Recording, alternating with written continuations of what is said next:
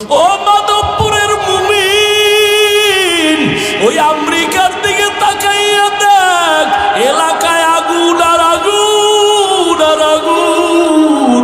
গোটা দুনিয়াটা মনে হয় যেন বাহাদুরি কইরা চালায় আমেরিকা, কিন্তু তাকাইয়া দেখো শত শত বাড়ি জ্বলিয়া পুড়িয়া যায়, আগুন পানি দিয়েও ঠান্ডা করতে পারে না। ওরে জাহান্নামের আগুন আরো কত ভয়ঙ্কর আগুন। গুনাহ নিয়ে কবরে গেলে হাসরের মাঠে কি উপায় হবে? ওই পরকালের চিন্তা করিয়া এখনো তওবা করো।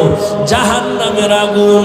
আবু বকর যদি কান্না করেন, ওমর যদি কান্না করেন, জাহান্নামের ভয়, তোমার আমার তো গলায় রশি লাগায় আজীবন কান্না করা উচিত। অথচ তোমার আমার চোখে পানি নাই, নামাজ নাই, রোজা নাই। ও যুবক, তোমার মতো যুবক স্কুল কলেজে পড়িয়াও তো নামাজ ছাড়ে না, চাকরি করে নামাজ ছাড়ে না, ব্যবসা করে নামাজ ছাড়ে না, রাস্তায় গাড়ি চালায় নামাজ ছাড়ে না। তুমি কেন পারবা না? ও যুবক বাবারা, এখনো সময় আছে, জাহান্নামের আযাবের ভয় তওবা করো। পর্দার আড়ালের মা বোনেরা, এখনো সময় আছে, তওবা করেন। বেপরদায় আর কত চলবেন? আর মোবাইলে সময় কত নষ্ট করবেন? আর নামাজ কত ছাড়বেন?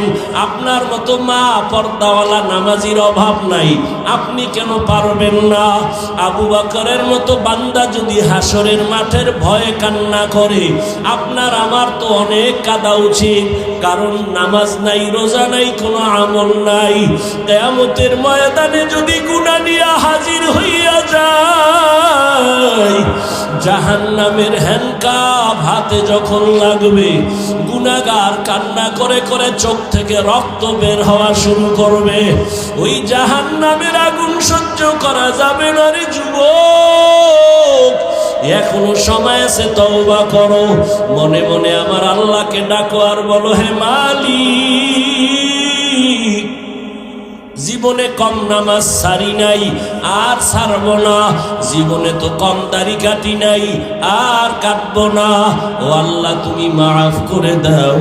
নবীর মোহাব্বত নিয়ে চলবো, মা বাবার দোয়া নিয়া, ওলামায়ে কেরামের দোয়া নিয়া, পরামর্শ নিয়া, শিক্ষকের দোয়া নিয়া চলবো।